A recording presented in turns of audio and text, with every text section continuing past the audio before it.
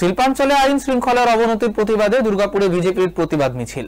রাজ্যের বিভিন্ন জায়গার পাশাপাশি দুর্গাপুর শিল্পাঞ্চলে একের পর এক অনৈতিক আর্থিক তছরূপ, ধর্ষণ, রহস্য মৃত্যু সহ একাধিক দাবিকে সামনে রেখে এই প্রতিবাদ মিছিল বৃহস্পতিবার চতুরঙ্গ ময়দান থেকে সিটি সেন্টার বাস স্ট্যান্ড হয়ে মহকুমা শাসকের অফিসের সামনে মিছিল শেষ হয়।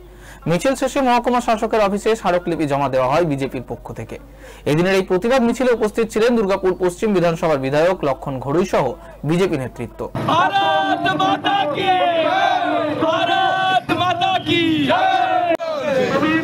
দুর্নীতির প্রতিবাদে আপনাদের আজকে মিছিল, কি কারণে মিছিলটা?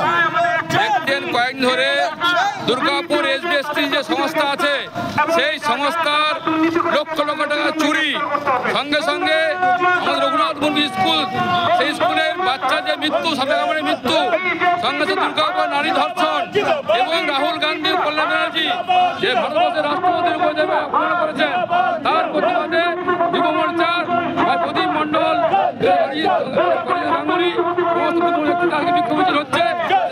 রাস্তায় বেরিয়েছে ডেপুটেশন দিলেন এসডিও কে, কোনো এসডিও দেওয়া হবে এবং